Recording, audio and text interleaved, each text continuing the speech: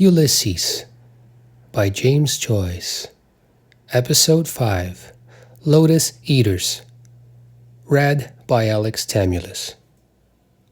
By lorries along Sir John Rogerson's quay, Mr. Bloom walked soberly past Windmill Lane, least the linseed crushers, the postal telegraph office. Could have given that address too, and past the sailor's home. He turned from the morning noises of the quayside and walked through Lime Street. By Brady's cottages, a boy for the skins lolled, his bucket of offal linked, smoking a chewed fag butt. A smaller girl with scars of eczema on her forehead eyed him, listlessly holding her battered cast cope. Tell him if he smokes he won't grow.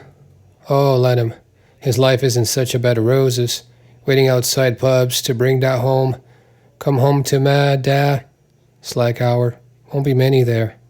He crossed Towson Street, past the frowning face of Bethel. Yes, house of Aleph, Beth. And past Nichols the undertaker's. At 11 it is. Time enough. Dare say Corny Kelleher bagged that job for O'Neill's. Singing with his eyes shut. Corny. Met her once in the park. In the dark. What a lark. Police tout. Her name and address you're then told with Tooraloom Tay. Oh, surely he begged it. Bury him cheap, you know what you may call. With my Tooraloom. In Westland Row, he halted before the window of the Belfast and Oriental Tea Company and read the legends of lead paper packets. Choice blend, finest quality, family tea. Rather warm, tea. Must get some from Tom Kernan. Couldn't ask him at a funeral, though. While his eyes still read blindly, he took off his hat, quietly inhaling his hair oil, and sent his right hand with slow grace over his brow and hair. Very warm morning. Under their dropped lids, his eyes found the tiny bow of the leather handband inside his high-grade ha. Just there, his right hand came down into the bowl of his hat. His fingers found quickly a card behind the headband and transferred it to his waistcoat pocket. So warm, his right hand once more slowly, went over again. Choice blend, made of the finest Ceylon brands. The Far East. Lovely spot it must be. The garden of the world. Big lazy leaves to float about on. Cactuses. Flowery meads. Snaky lianas, they call them. Wonder is it like that? Those singlies lobbing around in the sun. In dolce far niente. Not doing a handstern all day. Sleep 6 months out of 12. Too hot to quarrel. Influence of the climate. Lethargy. Flowers of idleness. The air feeds most. Azotes. Hot house in botanic gardens. Sensitive plants. Water lilies. Paddles too tired to. Sleeping sickness in the air. Imagine trying to eat tripe and cow heel. Where was the chap I saw in that picture somewhere? In the Dead Sea. Floating on his back, reading a book with a parasol open. Couldn't sink if you tried. So thick with salt. Because the weight of the water, no weight of the body in the water is equal to the weight of the, or is it the volume is equal of the weight? It's a law. Something like that. Vance in high school cracking his finger joints, teaching. The college curriculum, cracking curriculum. What is weight really when you say the weight? 32 feet per second? Per second? Law of falling bodies. Per second. They all fall to the ground, the earth. It's the force of gravity of the earth is the weight. He turned away and sauntered across the road. How did she walk with her sausages? Like that something. As he walked, he took the folded Freeman from his side pocket, unfolded it, rolled it lengthwise in a baton, and tapped it at each sauntering step against his trouser leg. careless air. Just drop in to see, per second, per second, per second for every second it means. From the curbstone, he darted a keen glance through the door of the post office. Too late box, post here, no one, in. He handed the card through the brass grill. Are there any letters for me? He asked. While the postmistress searched the pigeonhole, he gazed at the recruiting poster with soldiers of all arms on parade and held the tip of his baton against his nostrils. Smelling fresh printed rag paper. No answer probably. Went too far last time. The postmistress handed him back through the grill his card with a letter. He thanked and glanced rapidly at the typed envelope. Henry Flower, ESQ, COPO Westland Row, City. Answered anyhow. He slipped card and letter into his side pocket, reviewing again the soldiers on parade. Where's old Tweedy's regiment? Cast-off soldier. There, bearskin cap and hackle plume. No, he's a grenadier. Pointed cuffs. There he is, Royal Dublin Fusiliers. Red coats, too showy, that must be why the women go after them. Uniform, easier to enlist and drill. Mowed Gaughan's letter about taking them off O'Connell Street at night. Disgrace to our Irish capital. Griffith's paper is on the same tack now. An army rotten with venereal disease. Overseas or half-sea over empire. Half-baked they look, hypnotized like. Eyes front. Mark time. Table. Able. Bed. Id. The king's own. Never see him dressed up as a fireman or a bobby. A mason, yes. He strolled out of the post office and turned to the right. Talk, as if that would mend matters. His hand went into his pocket, and a forefinger felt its way under the flap of the envelope, ripping it open in jerks. Women will pay a lot of heed, I don't think. His fingers drew forth the letter and crumpled the envelope in his pocket. Something pinned on. Photo, perhaps. Hair? No. McCoy. Get rid of him, quickly.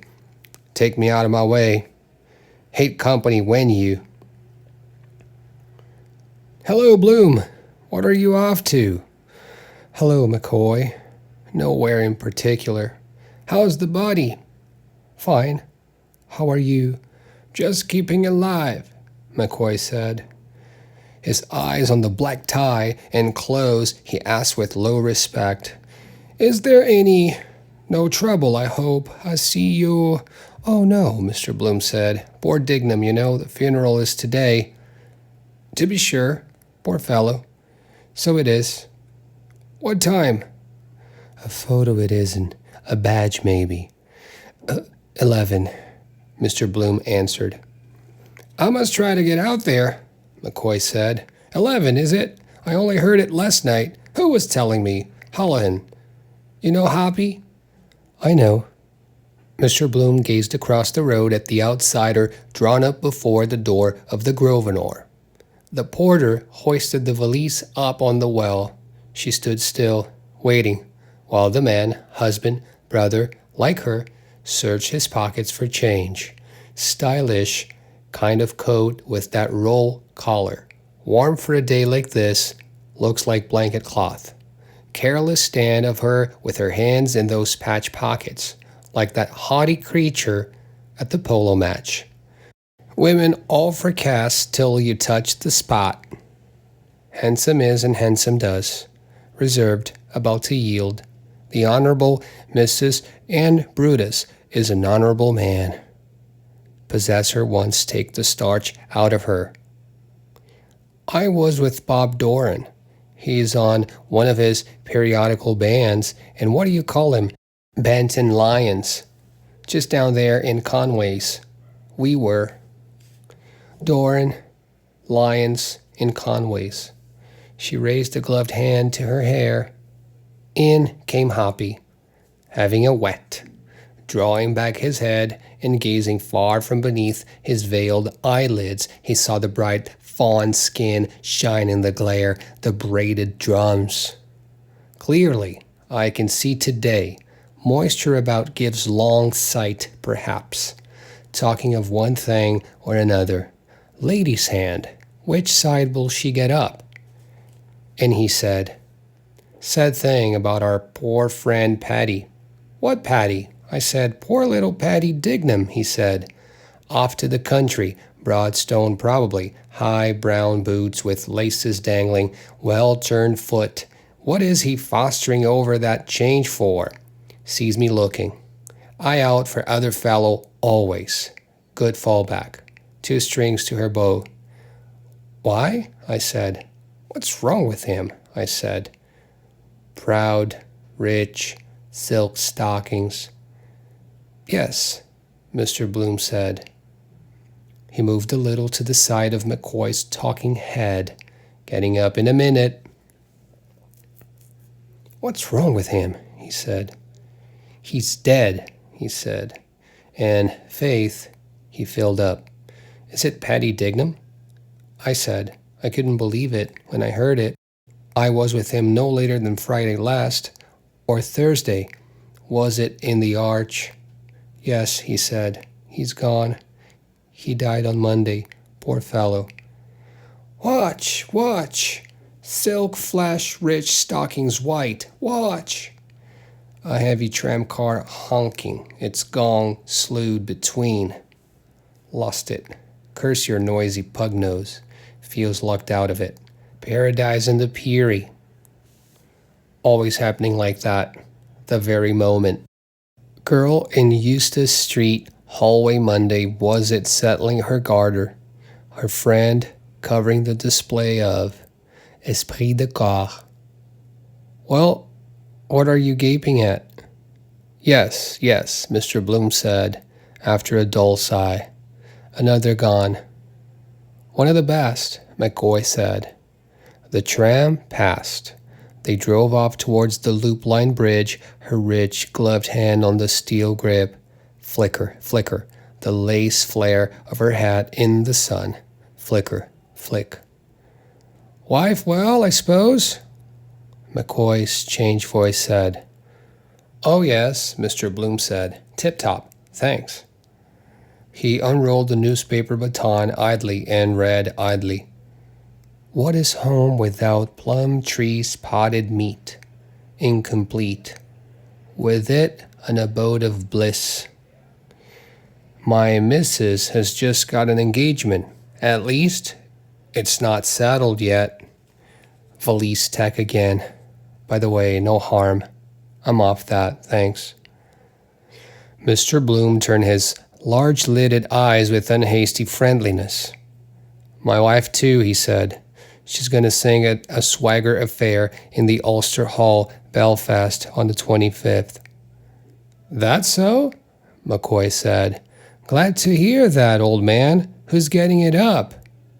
Mrs. Marion Bloom. Not up yet. Queen was in her bedroom eating bread, and no book. Black and court cards laid along her thigh by sevens. Dark lady and fair man.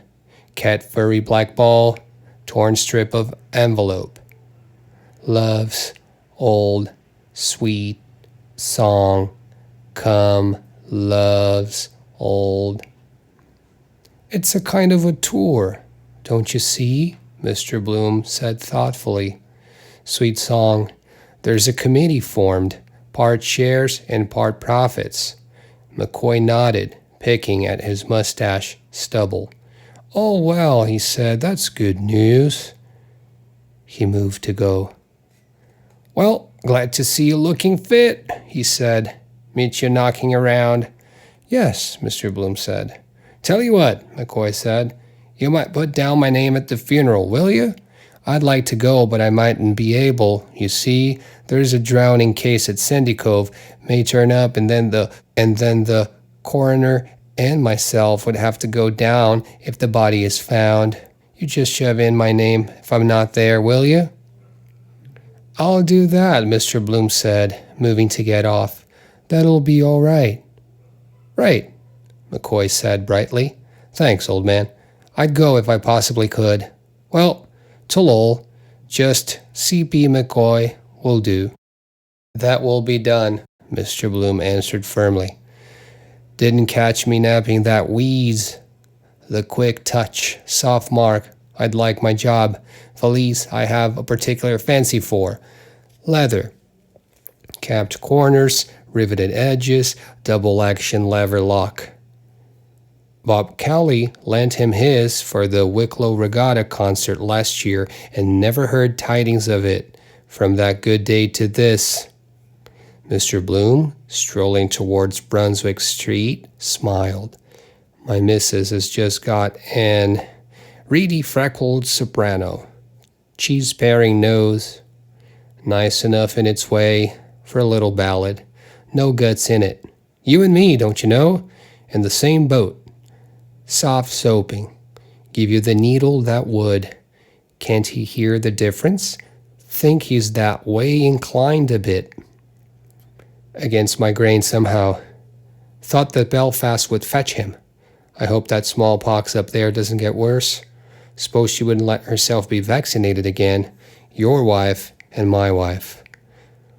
Wonder, is he pimping after me?" Mr. Bloom stood at the corner, his eyes wandering over the multicolored hoardings. Cantrell and Cochrane's ginger ale, aromatic, Clary's summer sale. No, he's going on straight. "Hello. Leah tonight. Mrs. Banman Palmer. Like to see her in that again. Hamlet she played last night. Male impersonator. Perhaps he was a woman. Why, Ophelia committed suicide. Poor Papa. How he used to talk about Kate Bateman in that. Outside the Adelphi in London, waited all the afternoon to get in. Year before I was born, that was. 65. And Aristodi in Vienna. What is this the right name is? By Mosenthal it is. Rachel, is it? The scene he was always talking about, where the old blind Abraham recognizes the voice and puts his fingers on his face. Nathan's voice. His son's voice. I hear the voice of Nathan, who left his father to die of grief and misery in my arms, who left the house of his father and left the God of his father. Every word is so deep, Leopold. Poor Papa, poor man. I'm glad I didn't go into the room to look at his face. That day, oh dear, oh dear. Well, perhaps it was the best for him. Mr. Bloom went round the corner and past the drooping nags of the Hazard. No use thinking of it any more. Nosebag time. Wish I hadn't met that McCoy fellow. He came nearer and heard a crunching of gilded oats, the gently champing teeth. Their full buck eyes regarded him as he went by amid the sweet oaten reek of horse piss. They're Eldorado. Poor Jugginses. Damn all they know or care about anything with their long noses stuck in nose bags. Too full for words. Still, they get their feed all right and their doss. Gelded too. A stump of black gutta percha wagging limp between their haunches. Might be happy all the same that way. Good poor brutes they look. Still, their neigh can be very irritating. He drew the letter from his pocket and folded it into the newspaper he carried. Might just walk into her here. The lane's safer. He passed the cabman's shelter. Curious the life of drifting cabbies. All weathers, all places, time or set down, no will of their own. Voglio e non. Like to give them a nod cigarette. Sociable. Shout a few flying syllables as they pass. He hummed. La ci darem la mano, la la la la la. He turned into Cumberland Street and, going on some paces, halted in the lee of the station wall. No one. Meads, timber yard. Piled bulks. Ruins and tenements. With careful tread, he passed over a hopscotch court with its forgotten picky stone. Not a sinner. Near the timber yard, a squatted child at marbles, alone, shooting the taw with a canny thumb.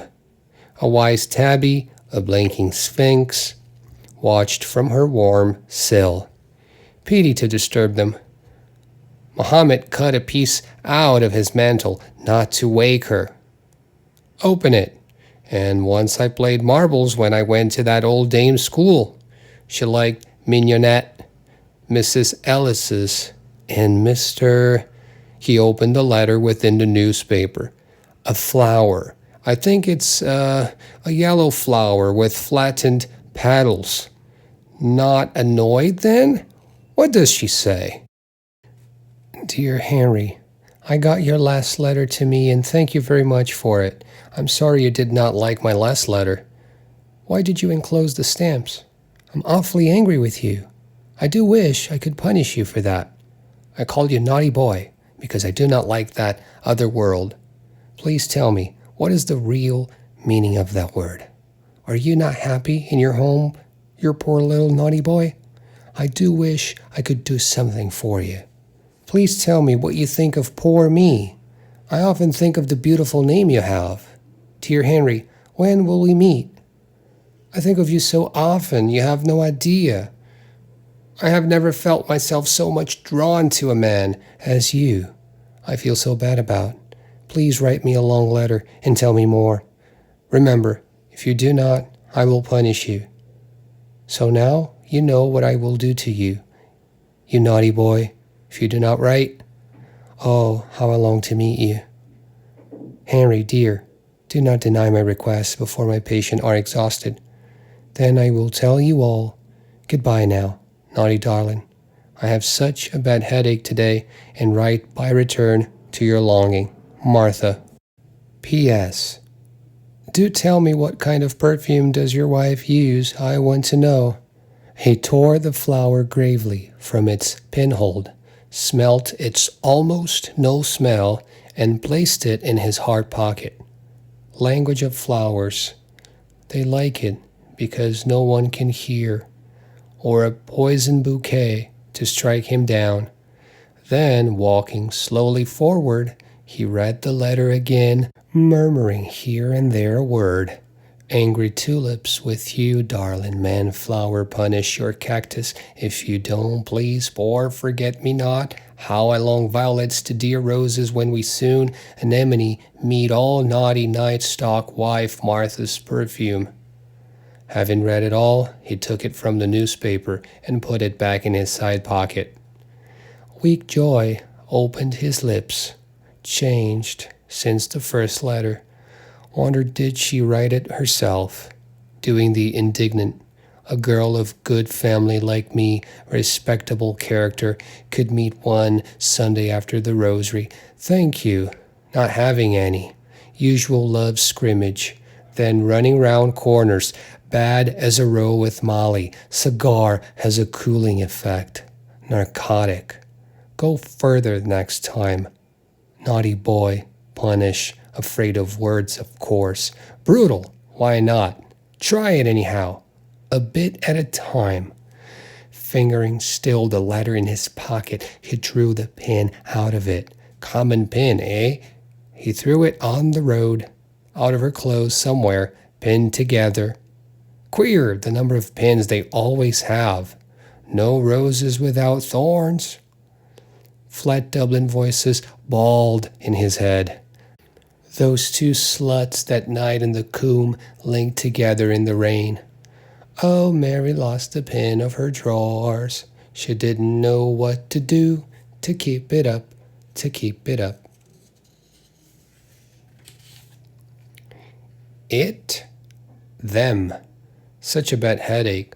Has her roses probably. Or sitting all day typing.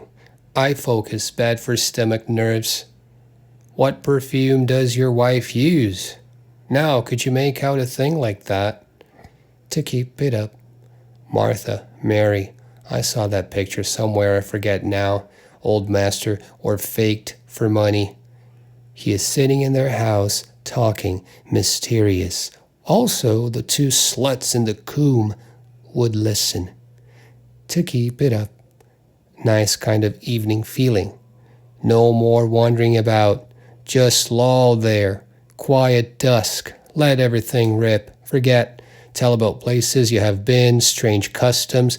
The other one, jar on her head, was getting the supper. Fruit, olives, lovely cool water out of the well, stone cold like the hole in the wall at Ashtown. Must carry a paper goblet next time I go to the trotting matches. She listens with big, dark, soft eyes. Tell her, more and more, all. Then a sigh. Silence. Long, long, long rest. Going under the railway arch, he took out the envelope, tore it swiftly in shreds, and scattered them towards the road. The shreds fluttered away, sank in the dank air. A white flutter, then all sank. Henry Flower. You could tear up a check for £100 in the same way. Simple bit of paper. Lord Ivy once cashed a 7-figure check for £1 million in the Bank of Ireland. Shows you the money to be made out of porter.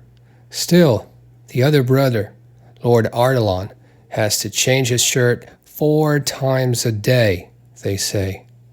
Skin breeds lice, or vermin. £1 million. Wait a moment. 2p a pint, 4p a quart, 8p a gallon of porter. No, 1 and 4p a gallon of porter. 1 and 4 into 20. 15 about. Yes, exactly. 15 millions of barrels of porter. What am I saying barrels? Gallons. About 1 million barrels all the same. An incoming train clanked heavily above his head, coach after coach. Barrels bumped in his head. Dull porter slopped and churned inside. The bungholes sprang open, and a huge dull flood leaked out, flowing together, winding through mud flats all over the level land, a lazy, pooling swirl of liquor bearing along wide-leaved flowers of its froth. He had reached the open back door of All Hallows. Stepping into the porch, he doffed his hat, took the card from his pocket, and tucked it again behind the leather headband. Damn it, I might have tried to work McCoy for a pass to Mullingar. Same notice on the door. Sermon by the Very Reverend John Comey, S.J. on St. Peter Claver and the African Mission. Save China's millions. Wonder how they explain it to the heathen Chinese. Prefer an ounce of opium. Celestials. Rank heresy for them. Prayers for the conversion of Gladstone. They had too when he was almost unconscious. The Protestants the same. Convert Dr. William J. Walsh, D.D. to the true religion. Buddha, their god, lying on his side in the museum, taking it easy with hand under his cheek, jaw sticks burning, not like Ecce Homo, crown of thorns and cross. Clever idea, St. Patrick the Shamrock. Chopsticks? Con me. Martin Cunningham knows him. Distinguished looking. Sorry it didn't work him about getting Molly into the choir instead of that Father Farley who looked a fool but wasn't. They're taught that. He's not going out in bluey specs with the sweat rolling off him to baptize blacks, is he? The glasses would take their fancy flashing. Like to see them sitting round in a ring with blood lips, entranced, listening. Still life. Lap it up like milk, I suppose. The cold smell of sacred stone called him. He trod the worn steps, pushed the swing door, and entered softly by the rear. Something going on. Some sodality. Pity so empty. Nice, discreet place to be next some girl who's my neighbor. Jammed by the hour to slow music. That woman at midnight mass, seventh heaven. Women knelt in the benches with crimson halters round their necks, heads bowed. A batch knelt at the altar rails. The priest went along by them, murmuring, holding the thing in his hands. He stopped at each, took out a communion, shook a drop or two, are they in water, off it, and put it neatly into her mouth. Her hat and head sang. Then the next one, a small old woman. The priest bent down to put it into her mouth, murmuring all the time, Latin. The next one, shut your eyes and open your mouth. What? Corpus. Body, corpse. Good idea, the Latin. Stupefies them first. Hospice for the dying. They don't seem to chew it, only swallow it down. Rum idea, eating bits of a corpse while the cannibals cotton to it. He stood aside, watching their blind mask pass down the aisle one by one and seek their places. He approached a bench and seated himself in its corner, nursing his hat and newspaper. These spots we have to wear. We ought to have hats modeled on our heads. They were about him here and there, with heads still bowed in their crimson halters, waiting for it to melt in their stomachs. Something like those mezach. It's that sort of bread, unleavened showbread. Look at them. Now, I bet it makes them feel happy. Lollipop. It does. Yes, bread of angels it's called. There's a big idea behind it. Kind of kingdom of God is within you feel. First communicants. Hokey pokey penny a lump. Then feel all like one family party. Same in the theater. All in the same swim. They do. I'm sure of that. Not so lonely. In our confraternity. Then come out a bit spree-ish. Let off steam. Thing is, if you really believe in it, Lourdes cure, waters of oblivion, and the knock apparition, statues bleeding, old fellow asleep near the confession box, hence those Norse, blind faith, safe in the arms of kingdom come, lulls all pain, wake this time next year. He saw the priest stow the communion cup away, well in, and kneel an instant before it, showing a large gray boot sole from under the lace affair he had on. Suppose he lost the bin of his, he wouldn't know what to do to. Bald spot behind, letters on his back, INRI? No, IHS. Molly told me one time, I asked her. I've sinned, or no, I've suffered, it is. And the other one? Iron nails ran in. Meet one Sunday after the rosary. Do not deny my request. Turn up with a veil and black bag. Dusk, and the light behind her. She might be here with the ribbon round her neck, and do the other thing all the same on the sly. Their character. That fellow that turned Queen's evidence on the Invincibles. He used to receive the, Carey was his name, the communion every morning. This very church, Peter Carey. No, Peter Claver, I am thinking of. Dennis Carey. And just imagine that. Wife and 6 children at home and plotting that murder all the time. Those craw-thumpers. Now that's a good name for 'em. There's always something shifty looking about them. They're not straight men of business either. Oh, no, she's not here. The flower. No. By the way, did I tear up that envelope? Yes, under the bridge. The priest was rinsing out the chalice. Then he tossed off the dregs smartly. Wine. Makes it more aristocratic than, for example, if he drank what they're used to, Guinness's porter or some temperance beverage, Wheatley's Dublin hop bitters or Cantrell and Cochrane's ginger ale, aromatic. Doesn't give them any of it. Show wine. Only the other. Cold comfort. Pious fraud, but quite right. Otherwise, they'd have one old boozer, worse than another coming along, cadging for a drink. Queer, the whole atmosphere of the... Quite right. Perfectly right, that is. Mr. Bloom looked back towards the choir. Not going to be any music. Pity. Who has the organ here, I wonder? Old Glenn, he knew how to make that instrument talk. The vibrato. £50 a year. they say he had in Gardner Street. Molly was in fine voice that day. The Stabat Mater of Rossini, Father Bernard Vaughan's sermon first. Christ or Pilate? Christ, but don't keep us all night over it. Music they wanted. Foot drill stopped. Could hear a pin drop. I told her to pitch her voice against that corner. I could feel the thrill in the air, the people looking up. Quis est homo? Some of that old sacred music is splendid. Mercadante. 7 less words. Mozart's 12th Mass. The Gloria in that. Those old popes were keen on music, on art and statues and pictures of all kinds. Palestrina, for example, too, they had a gay old time while it lasted. Healthy to chanting, regular hours, then brew liqueurs. Benedictine, green chartreuse, still having eunuchs in their choir that was coming it a bit thick. What kind of voice is it? Must be curious to hear after their own strong basses.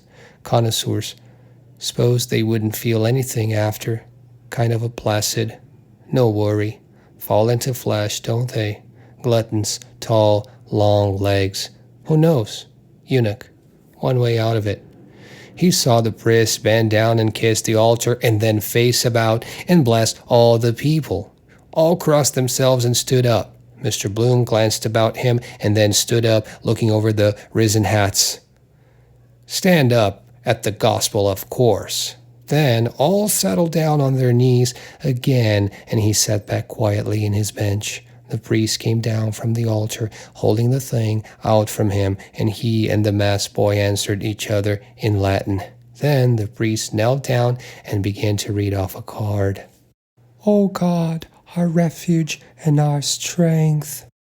Mr. Bloom put his face forward to catch the words. English. Throw them the bone. I remember slightly. How long since your last Mass? Gloria and Immaculate Virgin. Joseph, her spouse. Peter and Paul. More interesting if you understood what it was all about. Wonderful organization, certainly. Goes like clockwork. Confession. Everyone wants to. Then I will tell you all. Penance. Punish me, please. Great weapon in their hands. More than doctor or solicitor. Women dying to. And I and did you cha-cha-cha-cha-cha-cha-cha? And why did you look down at her ring to find an excuse? Whispering gallery walls have ears. Husband learned to his surprise. God's little joke. Then out she comes. Repentance, skin deep, lovely shame, bread on altar, Hail Mary and Holy Mary, flowers, incense, candles melting. Hide her blushes. Salvation Army blatant imitation. Reformed prostitute will address the meeting. How I found the Lord. Square-headed chaps those must be in Rome. They work for the whole show. And don't they rake in the money too? Requests also to the PP for the time being and his absolute discretion. Masses for the repose of my soul to be said publicly with open doors. Monasteries and convents. The priest in the Fermanagh will case in the witness box. No browbeating him. He had his answer pat for everything. Liberty and exaltation of our Holy Mother, the Church. The doctors of the Church, they mapped out the whole theology of it. The priest prayed, Blessed Michael, Archangel, defend us in the hour of conflict. Be our safeguard against the wickedness and snares of the devil. May God restrain him, we humbly pray. And do thou, O Prince of the heavenly host, by the power of God, thrust Satan down to hell, and with him those other wicked spirits who wander through the world for the ruin of souls. The priest and the mass boy stood up and walked off. All over. The women remained behind. Thanksgiving. Better be shoving along. Brother Bus, come round with the plate, perhaps. Pay your Easter duty. He stood up. Hello. Were those 2 buttons of my waistcoat open all the time? Women enjoy it. Annoyed if you don't. Why didn't you tell me before? Never tell you. But we. Excuse, miss. There's just a fluff. Or their skirt behind, blanket unhooked. Glimpses of the moon. Still like you better untidy. Good job it wasn't farther south. He passed, discreetly buttoning, down the aisle and out through the main door into the light. He stood a moment unseeing by the cold black marble bowl, while before him and behind 2 worshippers dipped furtive hands in the low tide of holy water. Trams, a car of Prescott's dye works. A widow in her weeds. Notice because I'm in mourning myself. He covered himself. How goes the time? 1:15. Time enough yet. Better get that lotion made up. Where is this? Oh yes, the last time. Swaney's in Lincoln Place. Chemists rarely move. Their green and gold beacon jars too heavy to stir. Hamilton Longs, founded in the year of the flood. Huguenot churchyard near there. Visit someday. He walked southward along Westland Row, but the recipe is in the other trousers. Oh, and I forgot that latchkey too. Bore this funeral affair. Oh well, poor fellow, it's not his fault. When was it I got it made up last? Wait, I changed the sovereign, I remember. 1st of the month, it must have been, or the 2nd. Oh, he can look it up in the prescriptions book. The chemist turned back, page after page. Sandy, shriveled smell he seems to have. Shrunken skull, and old. Quest for the philosopher's stone, the alchemists. Drugs age you after mental excitement. Lethargy then. Why? Reaction. A lifetime in a night. Gradually changes your character, living all the day among herbs, ointments, disinfectants. All his alabaster lily pots, mortar and pestle. Dist all lord divided. Smell almost cure you like the dentist's doorbell. Dr. Whack, he ought to physic himself a bit. Electuary or emulsion. The first fellow that picked an herb to cure himself had a bit of pluck. Simples, want to be careful. Enough stuff here to chloroform you. Test, turns blue litmus paper red. Chloroform, overdose of laudanum, sleeping draughts, love filters, paregoric poppy syrup bad for cough, clogs the pores or the phlegm, poisons the only cures, remedy where you least expect it, clever of nature. About a fortnight ago, sir? Yes, Mr. Bloom said. He waited by the counter, inhaling the keen reek of drugs, the dusty dry smell of sponges and loofahs. A lot of time taken up telling your aches and pains. Sweet almond oil and tincture of benzoin, Mr. Bloom said, and then orange flower water. It certainly did make her skin so delicate, white like wax.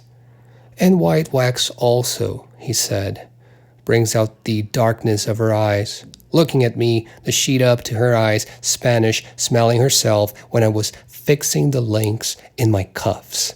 Those homely recipes are often the best. Strawberries for the teeth, nettles and rainwater, oatmeal, they say, steeped in buttermilk. Skin food. One of the old Queen's sons, Duke of Albany, was it? Had only one skin. Leopold, yes. 3 we have. Warts, bunions, and pimples to make it worse. But you want a perfume too. What perfume does your Peau d'Espagne? That orange flower. Pure curd soap. Water is so fresh. Nice smell these soaps have. Time to get a bath round the corner. Hammam. Turkish. Massage. Dirt gets rolled up in your navel. Nicer if a nice girl did it. Also, I think I do it in the bath. Curious longing, water to water. Combine business with pleasure. Pity, no time for massage. Feel fresh then all day. Funeral, be rather glum. Yes, sir, the chemist said. That was 2 and 9. Have you brought a bottle? No, Mr. Bloom said. Make it up, please. I'll call later in the day and I'll take one of those soaps. How much are they? 4 pence, sir. Mr. Bloom raised a cake to his nostrils. Sweet lemony wax. I'll take this one, he said. That makes 3 and a penny.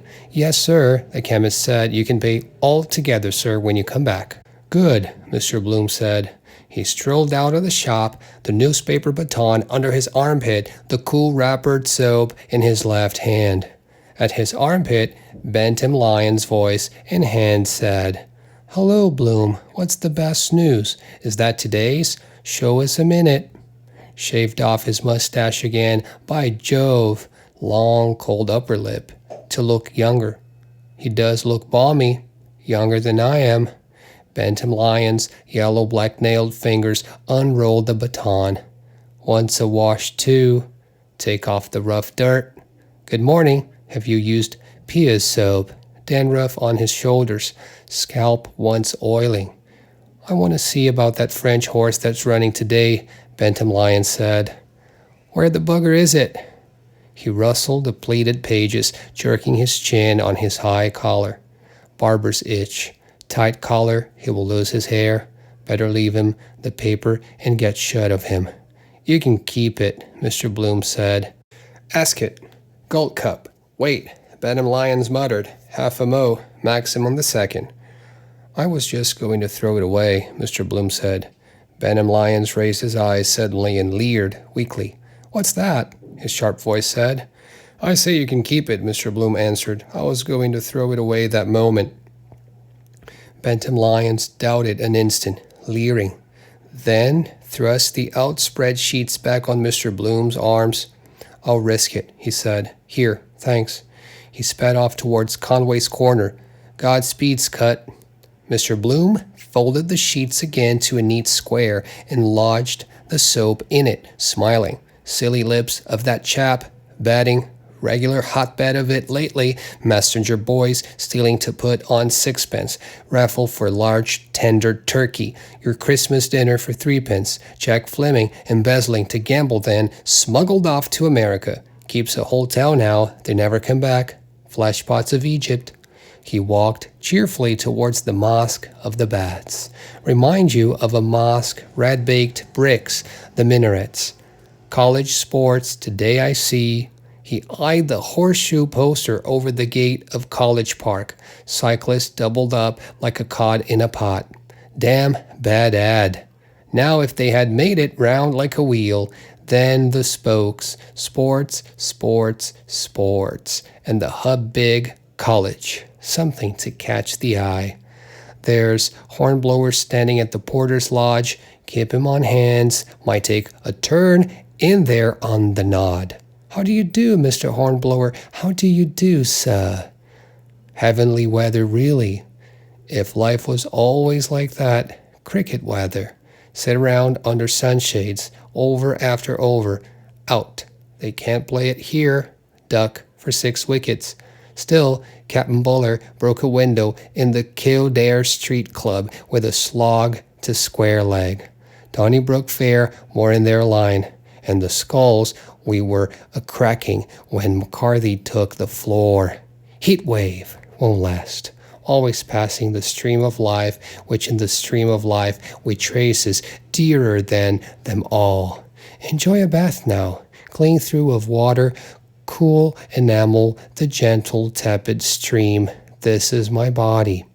He foresaw his pale body reclined in it at full, naked, in a womb of warmth, oiled by scented melting soap, softly laved.